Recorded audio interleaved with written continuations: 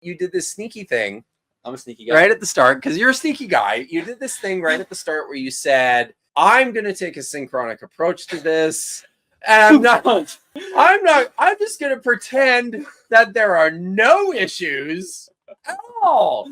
It's never happened. There's no traditions being handed down. I didn't say there wasn't a not tradition. once. I just don't not think it, once. I just don't In think fact, it's all not traditions the were Bronze handed Age. down as soon as the Bronze Age collapsed. There's nothing. Once the Bronze Age collapsed, that is when truly knowledge was passed on.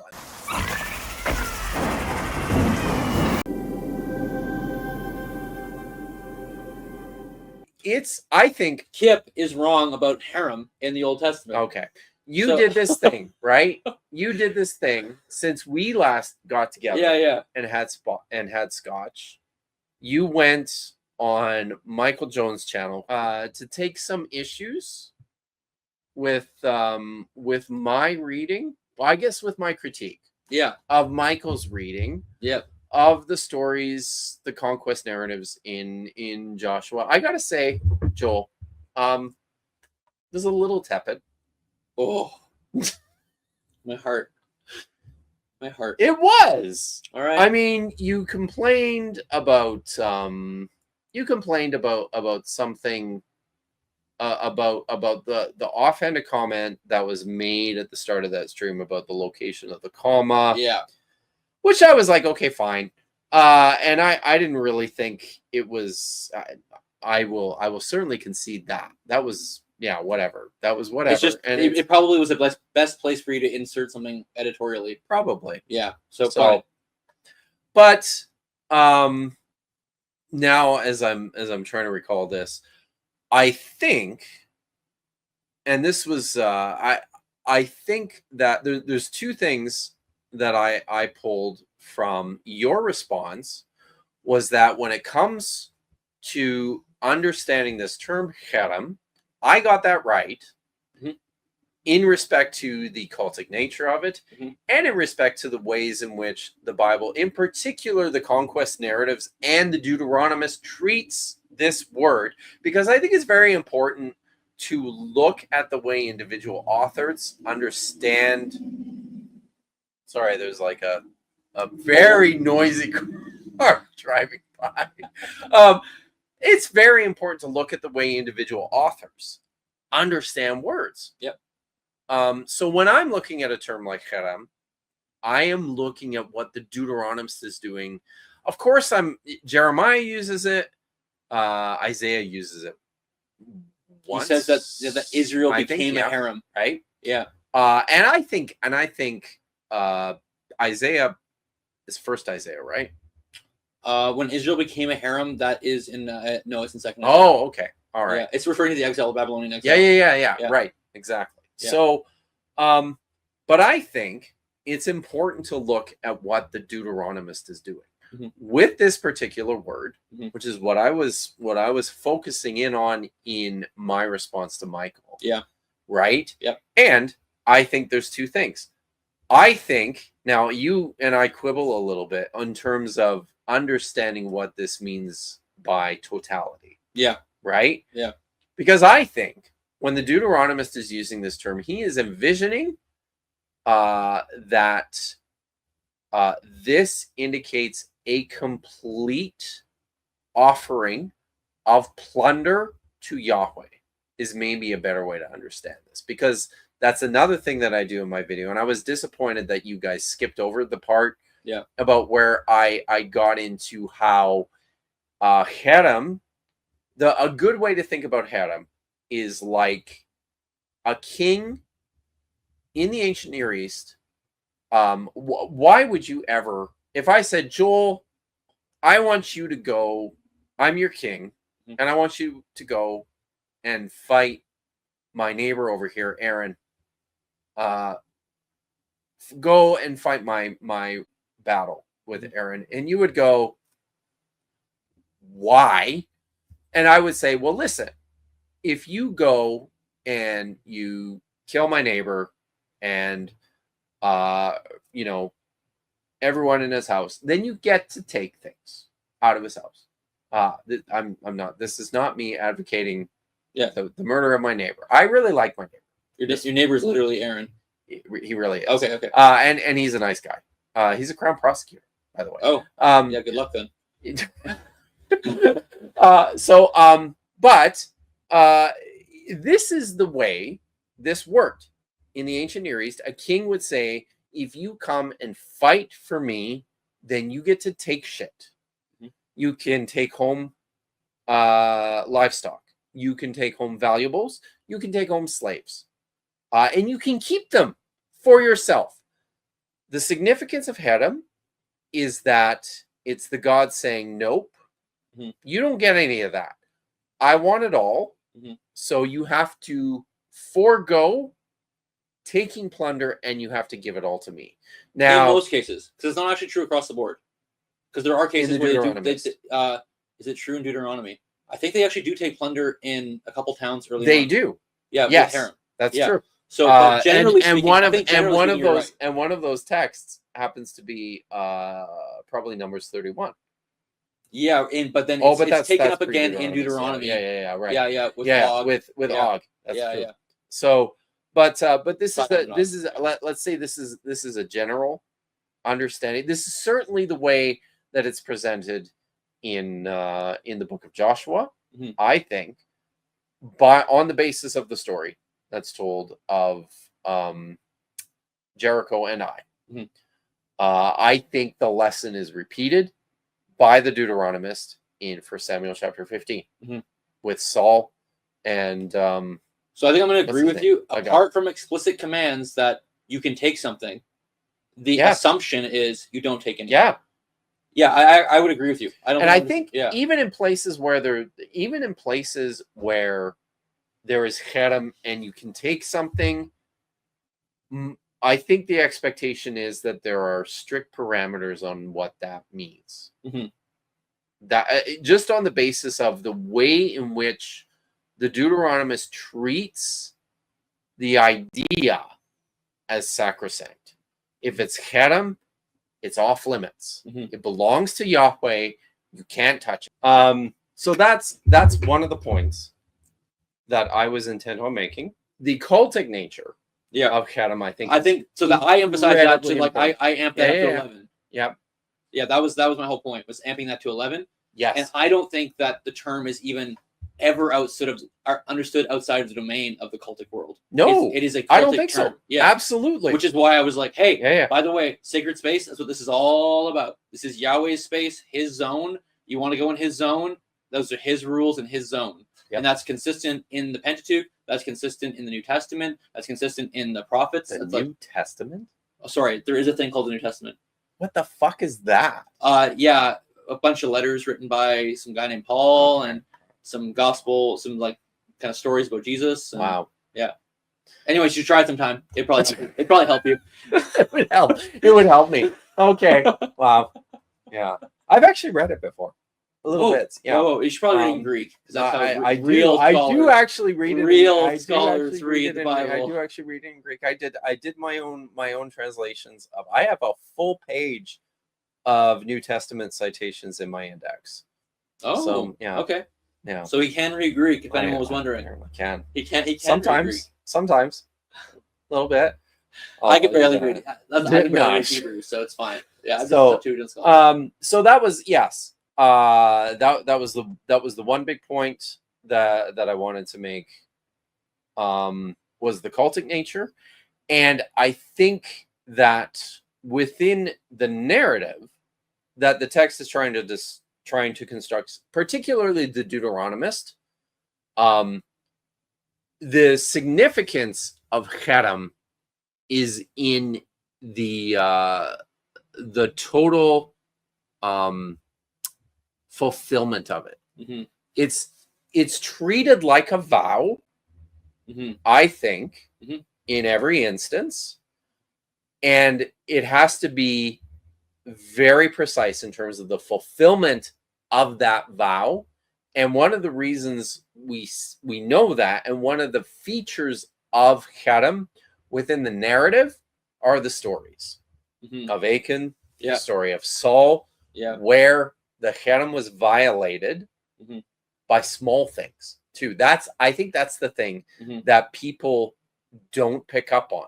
Like in the Jericho story, they killed everyone. That's what the text says.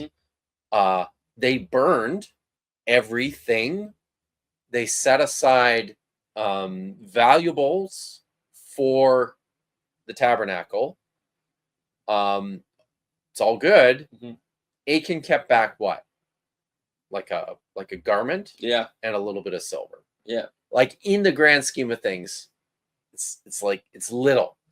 The emphasis is on this. It's like he held back just this tiny little bit, and because of that, God's wrath was kindled. Same with Saul. A little different with Saul, but you look at that story. He conquered the city. He killed everyone. All the that's the other thing too. In the Saul story, all the humans die except for the king.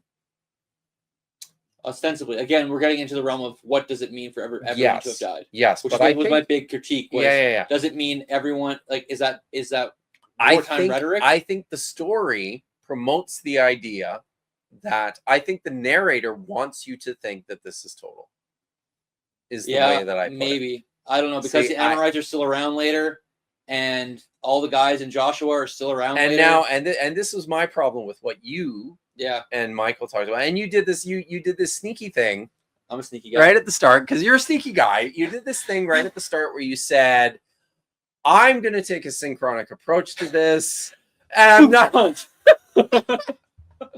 I'm just going to pretend that there are no issues at all in terms of the construction of this story in Joshua, and then in terms of these texts between chapter 10 and chapter 15. Yeah.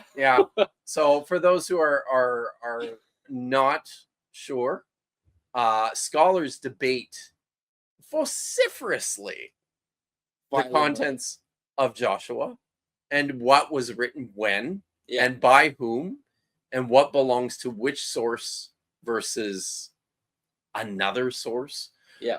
So to just come and say, oh well, look, there's still people all in of the my later part of the book. My gold goes on the side of the scale towards the great and mighty editors that we have in this final version, quote unquote, of these texts. So I definitely, but the thing is, like, that's certainly a thing. It was a 3-hour stream. Yeah, it was. And I said I was doing synchronic. Could you imagine when diachronic and synchronic? I don't believe you're capable. But wow, the truth comes out finally. We'll see it sometime. Finally. You know what? Okay. I will continue to punt to my magical, ethereal scribes who we don't know who they are, who decided to put these texts together in very coherent, brilliant, genius ways, which Kipp actually can't see because he's so indebted. He's so indebted to his high-level skepticism about the coherence of these narratives and ancient Near Eastern coherence. Higher criticism. Higher criticism. He's higher up than I am in my low literary criticism that I do. So it's impossible. It's actually impossible for us to ever talk. It really is. Yeah, because you assume that the scribes are so freaking dumb. They're just the dumbest scribes you've ever met. You read Brevard Childs and you went, wow, this makes a lot of sense. This is it. And then I never read another book after that. Yes. Yeah. God. So here's a fun point for everybody out there, because again, we're obviously doing this to try and be helpful and informative to people. I'm not. Kipp is just doing whatever. I'm trying to be helpful to people. I think it's helpful to point out assumptions for like what kind of presuppositions or values do we give as we go into a text, as we interpret it, which comes out of already a cycle of research, many cycles of research. But Kipp and I probably differ in this respect, that I find far more literary cohesion going on in these books we have, as we have them in their general form, so to speak, than I think Kipp probably does. I don't know if that's true. Is that true? I find it seems to me that they're actually far more coherent than is often said. Yeah, I guess I think it's there. Mm-hmm. I mean, it has to be there, because I certainly don't think, and I hope that that comes out in my own content. I certainly don't think the editors were idiots or morons or didn't know what they were doing. And there are many places within the text where, I mean, the reason why scholars are still debating the edges of these sources is because the editors did such a fucking good job of putting them together in such a way where you can't really see where the edges are. So yeah, excellent. Like I think the Joel is just trying to see the chat. Yeah. There's bottles in the way, but someone says I'm 0-2 because I said that Adonai did not lose to the Moabites either. In fact, I did not say that. So you did not watch the video very carefully, because I said I don't think that makes sense. I have a tentative interpretation, but that is certainly a possible interpretation, and there are many scholars who take it. I just think the text is obscure. Chuck is one of my Hebrew students. Oh, okay. I don't know who said that. That was Chuck. Okay, Chuck. So yeah. That's hey Chuck. And then does he have a laughing emoji? I can't see from here. I'm blind. Yeah, it does. Old. He's like crying and laughing at the same time. Chuck.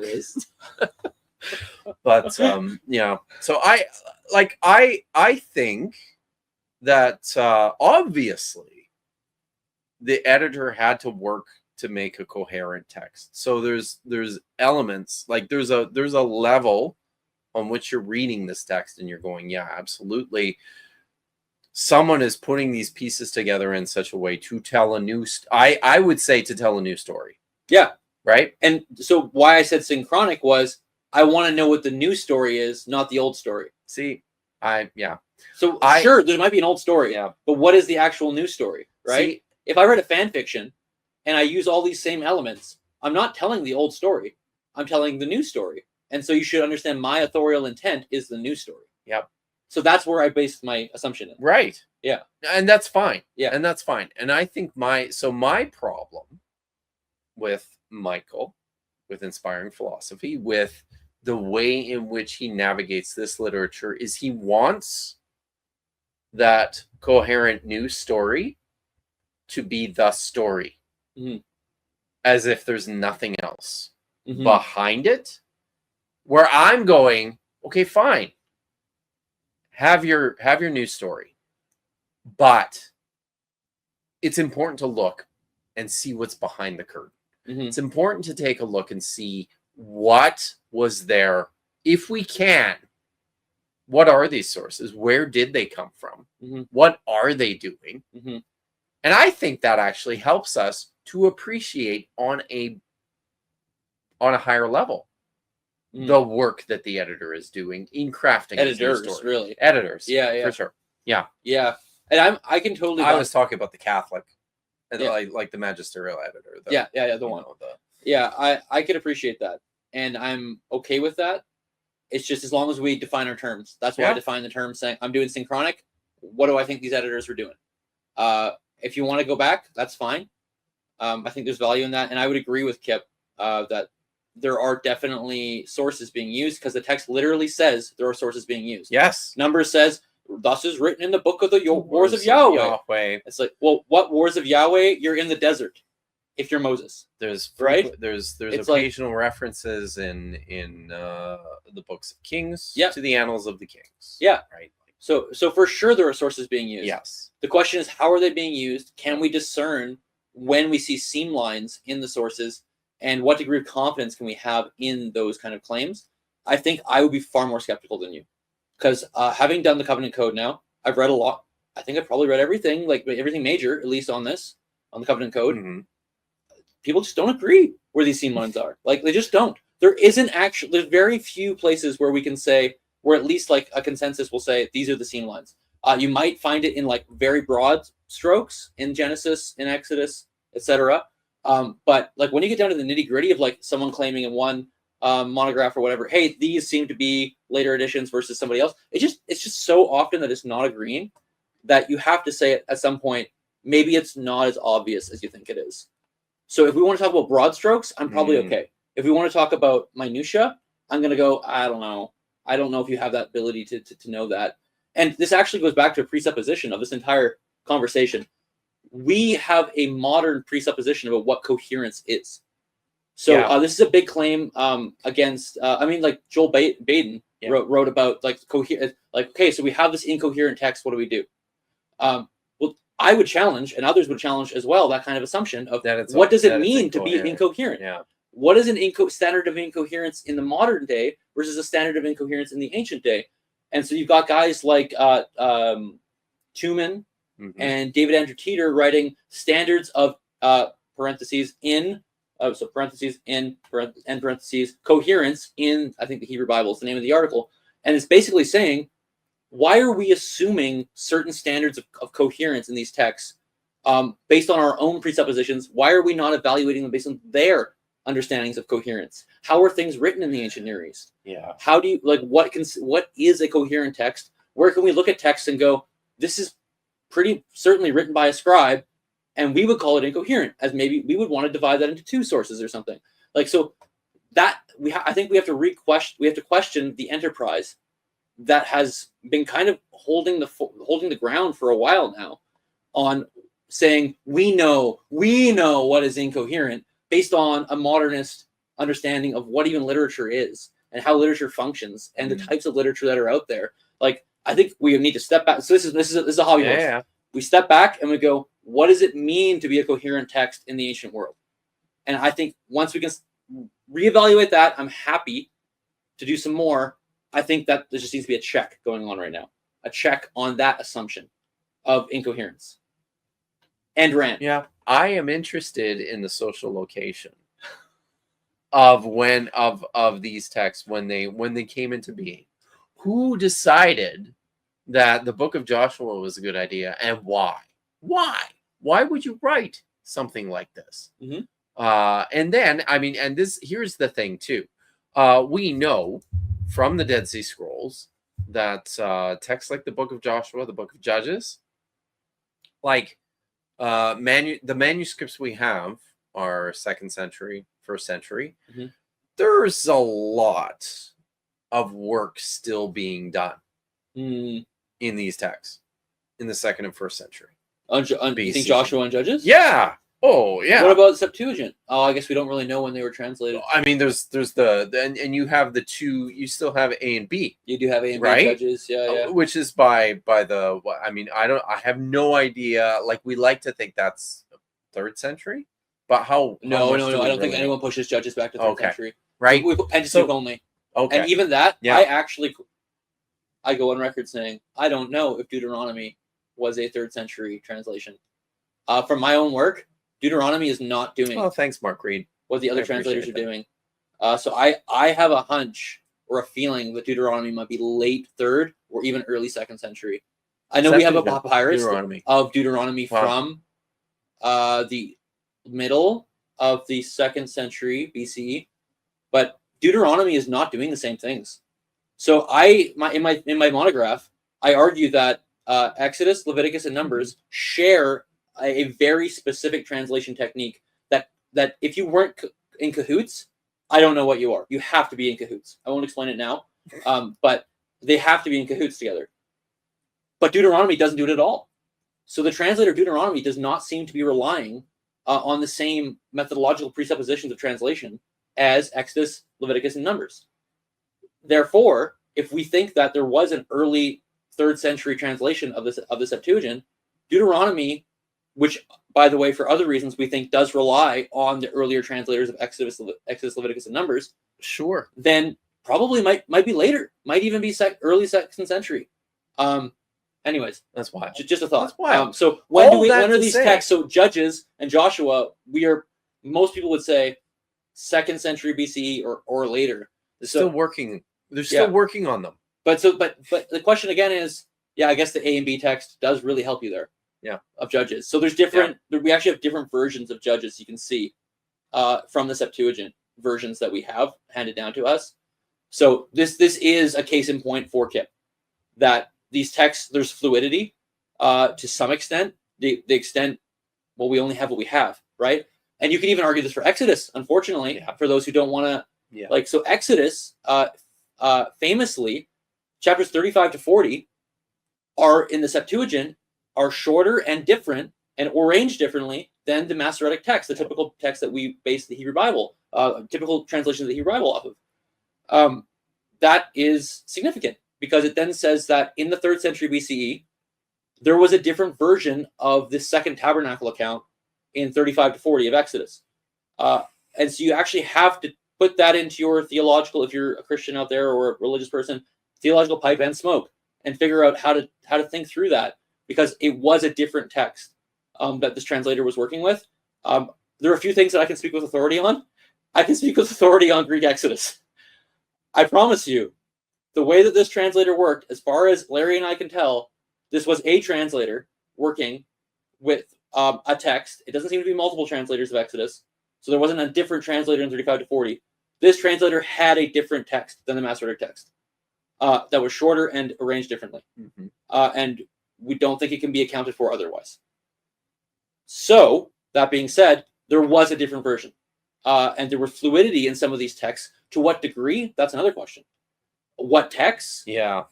Because we're only dealing here with a few really egregious examples. We've got, egregious is probably a very loaded way of saying that, but you've got Exodus 35 to 40. You've got Jeremiah in his shorter version in the Septuagint. We've got Job, which seems to be stylistic in Job. Oh, wow. Not so much based on manuscript. So the recent work on that, as far as I understand, and I have some friends doing this, Job seems to be stylistic.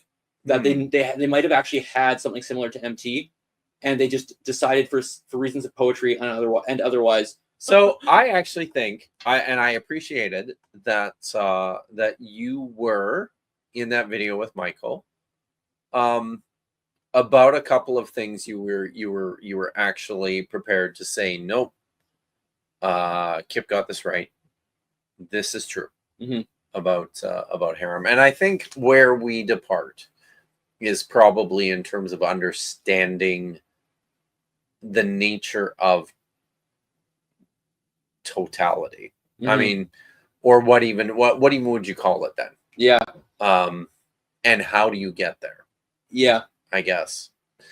And I mean, when I watched your response with Michael, it seemed to me like you're getting there on the basis of a synchronic reading of Joshua. Synchronic reading of Joshua. You could almost argue synchronic reading or reading of the flood as well, because the flood, as casting out from the sacred space of the ark, destroys all the world. We gotta. All the world is gone. Hanging out with Josh. Got to talk about sacred space, don't we? Yeah. You just call me Josh. Oh, I did. Oh my God. I'm sorry. Hey, Josh. He's sleeping. Are you kidding? So Noah and everybody being saved in sacred space, and the rest of creation being cast out. Yet somehow you've still got some of these peoples, Nephilim, etc., surviving, Kenites, after the flood. And it's like, well, it appears that it said everyone, but really it wasn't everyone. Just like in Joshua, it appears that it said everyone, but it really wasn't everyone. So I think this idea of hyperbolic rhetoric does seem to go across these texts. I will push back a little bit. Sure. In the sense that I think when I read the book of Joshua, the haram commands are fairly specific to Jericho, Makkedah, Debir. Help me out. What's Hatzor? Hatzor, yeah. And then there's a couple of other places, but it's like 7 or 8 places. Okay. I think, and when I read the text as haram instructions, and the way I interpret this term, usually when I translate it, it's to make a haram offering of these cities, these places, and the specification is there in the text. We are told that at the people, they chased the fighters, the warriors, out of the city into the countryside and slaughtered them all, and then they came back into the city and finished the job. I remember working through that, and I'm gonna botch it, so I hope I don't. I'm also botching it because from what I understand, you could read the Hebrew, and we won't be able to get into it right now, in a way that there are people who fled back from the fight out in the field, if I remember correctly. But I'd have to look at it again, and so I'm not prepared to do that at the moment. So, but in any case, but the thing is, right? We actually agree with the totality language. Yeah. Just like the flood is indiscriminate. Yes. I think this is indiscriminate. It's not a question of being indiscriminate. It's a question of extent. Like how many of the indiscriminate? Yes. And I think that extent and intent. I think intent is really important here. I think when the writer is communicating to his audience, he wants them to. He says, everyone, all living things were exterminated, because that's what he wants the reader to understand. Because what he's actually communicating is the dead seriousness of this vow that you're going to make to Yahweh. You better fulfill it. You better follow through with it. You better make sure that you are prepared to go the distance in terms of making this happen. And I think that only works if, from the writer's perspective, he wants the audience to understand, you have to kill them all. I mean, it is problematized by Rahab. Sure. So the author themselves is problematizing it with things like Rahab being an outsider, foreign woman, and then you've got Achan, insider male, head of household, yet Rahab is spared from the total annihilation, but Achan is not. So I think that the text itself is problematizing the concept of harem as it works through. Yeah. So I think it's far more. There's far more under the hood here than just a yes, it says totally wipe out. Because yes, it does say totally wipe out, but it doesn't appear that they were, and Rahab is spared, and you've got these things that push and just like throw mechanisms in the cogs to make things not work as well, and it's making you ask questions about the concept of harem, I think, as humans are performing it. So my video, which I ended with, I think it's actually saying humans shouldn't do this because they botch it. And now I think we can get on the same page. I think that at least. I think we can. Yeah. I will be the first one to say I feel very uncomfortable with this ancient violence and stuff like that. I don't like Everyone it. should. You should not feel right? Yeah. Like I often say that if you're not bothered by these texts, there is something wrong with you. Like, there is. Even like in a modern sense of like, if you just switch out the Canaanite conquest if you're a Christian or somebody in a similar tradition, the idea of God judging the world, like it's still a very troubling, terrifying thing to think about, of God ending the world as is. Like that still should bother you, and especially if you believe in like an eternal conscious torment or something like that. Like, and I'm not making a case for that here at all, but like that should trouble you. There are things that should trouble you. You should really sit there and think about them hard. And if they don't, like, I don't think you haven't thought about the person sitting across from you's perspective hard enough, because they have actually thought about it harder, and oftentimes they're the ones who are trying harder to wrestle with these texts, which is I think why we get along, because I think I can appreciate that Kipp and I sat in a pew together 15 years ago, and now we're not, and I can see why he's departed in the ways he has, because I'm trying to be empathetic. And I understand why you haven't. Yeah. Right? Like most of my friends in the guild, well, most of my friends, period, have more in common with you than they do with me. Yeah. On this perspective. Thanks. Jim. So David Adadiran for 2,000 something or others. Thank you very much for those things. What about civil? Kedem? Leviticus 27, I think it's supposed to be 27, 28 to 29. I think that seems to use it in a more civil sense, where the Kedem is from what a man has rather than. Yeah, so like here's part of the problem, right? And we alluded to this at the beginning when we started this. When I talked about the reason why I mentioned this is because I think it's really important to figure out what each individual author, what each individual source is doing with this concept, with this term. I tend to stay away from Leviticus when talking about this term as it is functioning in the Deuteronomistic history, in the conquest narratives, in particular for this reason. Because I think the is that holiness code? Holiness code is it's 18 to so I think the author in Leviticus has a more nuanced idea of and is applying the same, is using the same term. Remember, this is a cultic term.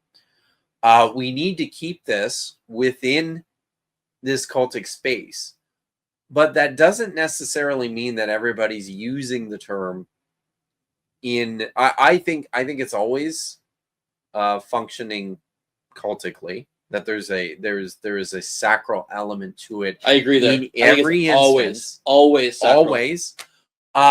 but and particularly the author of Leviticus, I think, has some very different ideas. But that you mean like P? Yeah. Okay. I believe that would be a subscribed typical. Yeah, so, anyway, it doesn't matter. But, I hear what you're saying. Yeah. So, but they've got some very different ideas in terms of the use of some of this language as they're attempting to apply it to this. What do we call it? A cultic system? Because that's what Leviticus is an attempted systematization of the cult. There's a few of these throughout the Torah. I think Leviticus is probably the most developed, I would say. Yeah, I actually lean, and I don't like saying this live because I don't want to give clip it, because I don't know if I can substantiate it. But in the way Joe doesn't substantiate. I just make things up. Yes. I actually think that the Pentateuch is in its final or later form. I think you're supposed to see Leviticus as given priority. Yeah, I would agree. Yeah. Yes, absolutely. Oh, cool. We agree on something. Finally. Gosh, it took 2 hours. Come on. We agreed on the sour notes. Yeah, there were sour notes in the Scotch, and Leviticus is given priority. That's very true. Yeah. I just don't know for this text. I don't know if we're supposed to presuppose later ideals that are going to come in Numbers, in Deuteronomy, on this text. Is it setting you up in a conceptual realm? I don't know. I actually have to punt on this one. I've been thinking hard about Leviticus and its later chapters. There's only one spot where haram is mentioned later on in Leviticus. I think we said 27. Yeah, 27. Fun fact: the Septuagint. It's always the Septuagint with this guy. No, but I swear this is cutting edge research. Okay. So in my claim in my monograph was the Septuagint in Exodus changes the death penalty to get in line with Greek legal and moral values. Mm-hmm. Leviticus, I argue, does the exact same thing. I only say it in a footnote, I believe, because I wasn't working on Leviticus in this law. So instead of anything devoted to that a man has from Yahweh, all he has from human or animal, or from the field, it may not be sold, it may not be redeemed. Anything devoted is most holy to Yahweh. Anyone who is devoted from human beings cannot be ransomed. He shall surely be put to death. Anyone, you heard that, right? Yeah, I did. Any human being. Q Septuagint. Anything that is anathema. It is a neuter, not a nominative, and a nominative. Yeah. Sorry, just for the masculine, audience. Sorry, not nominative. Masculine. Apologies. Masculine, not neuter. And masculine in Greek would have the function of indicating human beings, also including animals, if you wanted to. But when you use the masculine, you're indicating human beings. When you use the neuter, you are excluding, in most cases, please see my appendix, you're excluding, in most cases, human beings and indicating inanimate objects, abstract thoughts, or animals. Therefore, in Leviticus 27:29, when it says "pon the anathema," anything that is anathema, it is excluding humans from the translation, which is contra to MT and the translation there, because the text, I think, was problematic to the translator in that they thought you can't put people to death in haram in Ptolemaic Egypt. Yeah, sure. So we're going to change it from anyone to anything. That's in my monograph. Nice. That's cutting edge. Somebody needs to do the work. I haven't done it. Just so we're clear, so everyone's clear, Chuck, if you're still awake, Chuck should know this. I haven't noticed any of my other students in the chat, but just so we're clear, in Hebrew there is no neuter. Yes, good call. There are only masculine and feminine nouns. Translators have to supply the neuter where it's clearly intended, which it does happen. I think it's hard though to try and figure that out if you're working on the text. But yes, very nice point. Yeah, Joel. So clearly these texts were being struggled with by people in the 3rd century, and I think if they're struggling with them, everybody else should struggle with them. But again, it's a question of, and so please see my long video and how I think this makes sense in a macro perspective. If nothing else comes of this, please go watch Joel's long ass videos. It's only 2.5 hours. I'm gonna make another one. That's gonna be like 2 hours. You guys hang out in my streams for that long easily. You can go and watch Joel's long ass videos. It's just one. You do have to be there with Michael Jones, because we are. I know Kipp. Jeez. Kipp and Michael. I mean, yeah. He's just. I'm actually gonna make just so you know, I'm gonna make the same video without responding to you and without Michael. Just me talking about the concept. Probably in the next month. So just so people know. Most of your video was not about me. No, it was like 5 minutes. Yep. Yeah. Because you had so much to say. I agree with Kipp. I think that it is actually talking about a man, a woman, child, like everyone indiscriminately. Has the word haram evolved over? Yes, I think it has. Is it just binary of consecration versus destruction? Why don't chickens wear pants? Yeah. Do you want to tackle the last one? I have no idea why chickens don't wear pants. I'm not quite sure I get the. We used to have a chicken, you know. I actually don't know if the word has evolved over time. Lexicons would typically agree with me that I think it stays pretty consistently referring to sacral devotion.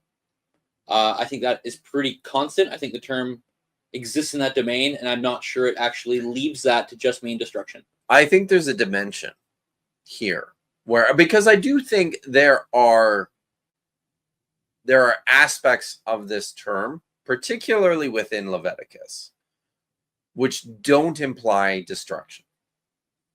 Yeah, no, I don't think it implies destruction in Leviticus when it talks about certain things. Yeah, right. Yeah. So and then at that point and that's where we kind of get into the weeds and we figure this out. Is that a diachronic? Is that a shift? Yeah. In meaning over time, or is that just something that was always understood? Yeah. Within the usage of this term in particular contexts. That information that we just don't have access to today because we're not talking to people living in the Iron Age, not the Bronze Age. So yeah. There's Kipp taking a jab. No biblical text in the Bronze Age. No, none. One. There's no such thing as oral tradition. It's never happened. There's no traditions being handed down. I didn't say there wasn't oral tradition. Once. I just don't. Not think once. In fact, all traditions were handed down as soon as the Bronze Age collapsed. There's nothing. Once the Bronze Age collapsed, that is when truly knowledge was passed. There's nothing there, dude. Okay. What? Anyways, we can probably move on from here. I was just about to ask you for an example. Well, maybe we can talk about that, but there's actually quite a few. Okay, let's do a few of these, and maybe we could go to our actual topic.